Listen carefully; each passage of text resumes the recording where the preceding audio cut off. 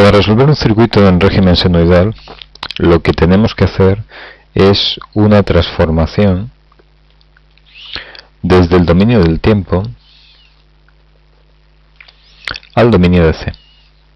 Bien, esa transformación consiste en sustituir los valores temporales por números complejos utilizando la función elevado a j, y para volver al dominio del tiempo, en este caso tenemos que utilizar una antitransformada que, como la función es una función coseno, se da a tomar parte real de los números complejos que hayamos obtenido.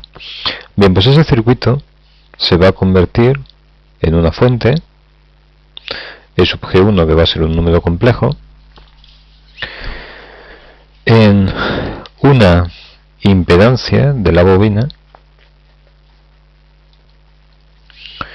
en una impedancia resistiva de la resistencia ZR, en una impedancia Z de D, que va a ser R más JX, tal y como nos dice el enunciado, y con esto tendremos nuestro circuito. Bien, pues vamos a hacer esa transformación. Esa transformación es muy sencilla. Sabemos que para obtener E sub G1, lo que vamos a hacer es cambiar el número complejo, el número de la función temporal E sub G, que es esta. Vamos a cambiar el coseno por un elevado a j ciente. Ya sabéis que este es el vector que estamos definiendo como circunflejo, y que este vector en realidad se puede simplificar, puesto que el raíz de 2 se nos va a eliminar en todos los casos y la pulsación por t también se nos va a eliminar. Se puede simplificar por simplemente este número complejo, en donde tenemos valor eficaz y fase inicial. La impedancia de la bobina va a ser igual a J por omega por L. En este caso la omega es 100 y la L es 50, es decir, 5 por 10 elevado a menos 2, con lo cual esta impedancia son 5J ohmios.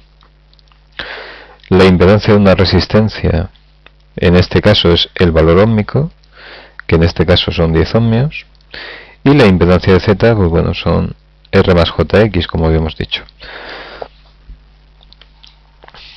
Bueno, pues ya lo tenemos todo para calcular esa intensidad.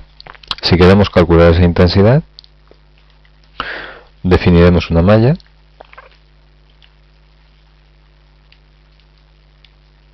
con una intensidad I, y esa intensidad I la obtendremos de la ecuación de esa malla. Concretamente que E sub G1 va a ser igual a ZL más ZR más Z por I, de donde nuestra intensidad va a ser igual a E sub G1, que es 12, dividido por ZL, que es 5J, más R, que es 10, más Z, que es R, más JX. Bien, pues esta es la expresión de la intensidad. En el apartado B nos piden cuál es el valor de Z para que la intensidad en valor eficaz, es decir, si la intensidad es esto, para que este número de aquí, el valor eficaz, y sea máximo. Vamos a determinar el valor eficaz. El valor eficaz de un número complejo I barra va a ser su módulo, y por tanto va a ser el módulo del numerador dividido por el módulo del denominador, que es esto de aquí.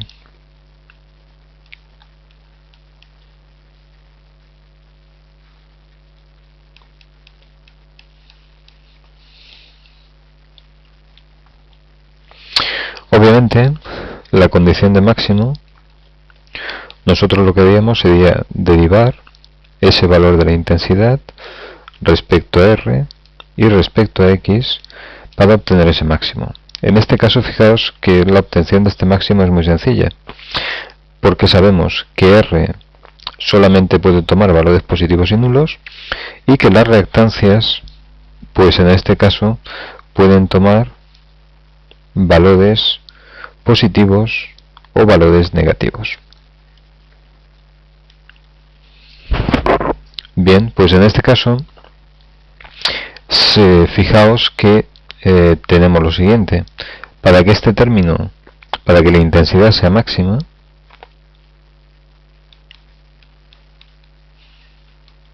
fijaos que el valor más pequeño que puede tener R es igual a 0,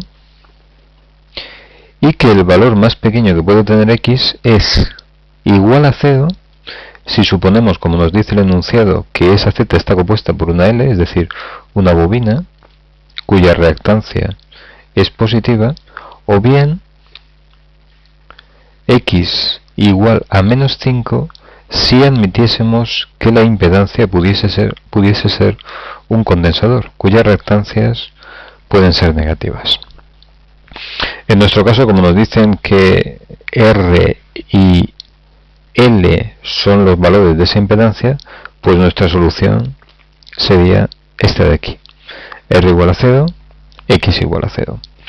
En un caso más general, en el que Z pudiese ser una impedancia en general, perdón, esto no es así, en que Z pudiese ser una impedancia general,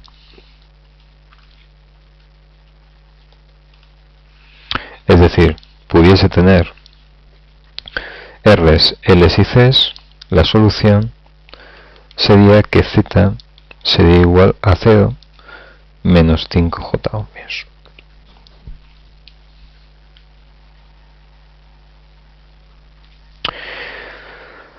Bien, en el apartado C, lo que nos dicen cuál tiene que ser el valor de Z para que sea máxima la potencia.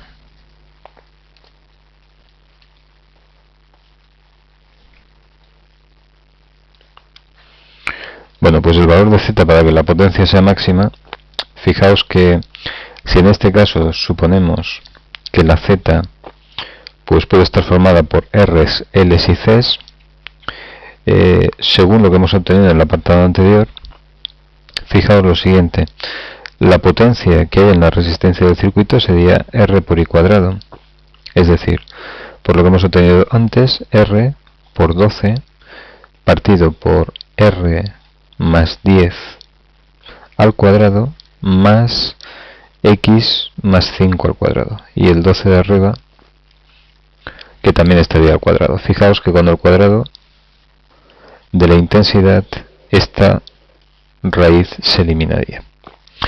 Por tanto, ¿qué tiene que pasar para que la potencia sea máxima? Bueno, pues si estamos suponiendo el caso en que puede haber un condensador o una bobina, evidentemente X tendría que ser igual a menos 5, con lo cual la potencia sería R por 12 al cuadrado partido por R más 10 al cuadrado, ¿de acuerdo?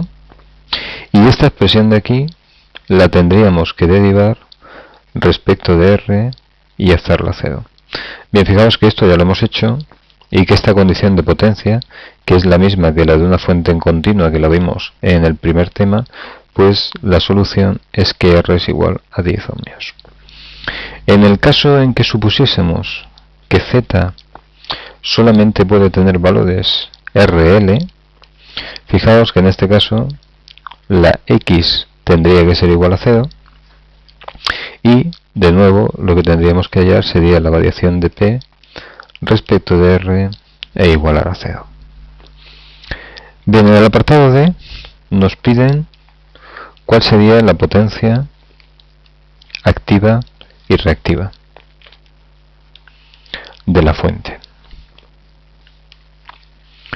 Bien, pues esto es relativamente sencillo. Fijaos, si vamos al caso en que Z es igual a 10 menos 5J, os insisto de nuevo que esto es suponer que puede haber condensadores en C, puede haber condensadores en Z, aunque esto, ojo, va contra el enunciado, pero hace que el problema sea más interesante, pues la intensidad sería igual a 12 partido por 10 más 10 al cuadrado, raíz cuadrada, más x, que sería 5, menos la impedancia de la bobina, que sería menos 5. Y esto es igual a 12 partido por 20, es decir, 0,6 amperios. Por tanto, ¿a qué sería igual la potencia? Pues la potencia sería igual a la tensión de la fuente por la intensidad conjugada. Fijaos que en este caso, aunque no lo he puesto, el módulo de la intensidad, el complejo de intensidad sería 12 partido por 10 más 10, más J por la parte imaginaria, que sería 0, que sería el 5 menos 5. Por tanto, fijaos que este número complejo coincide con su módulo. Si sustituimos aquí, E sub g es igual a 12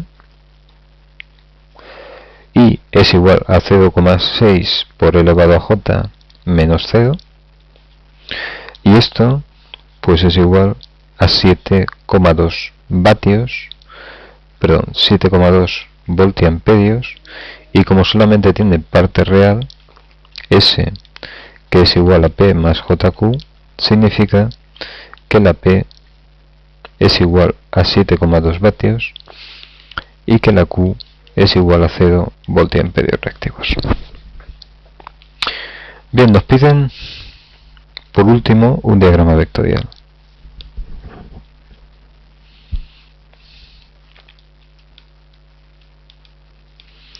Bien, pues este diagrama vectorial es muy sencillo. Fijaos en lo siguiente. Vamos a dibujar unos ejes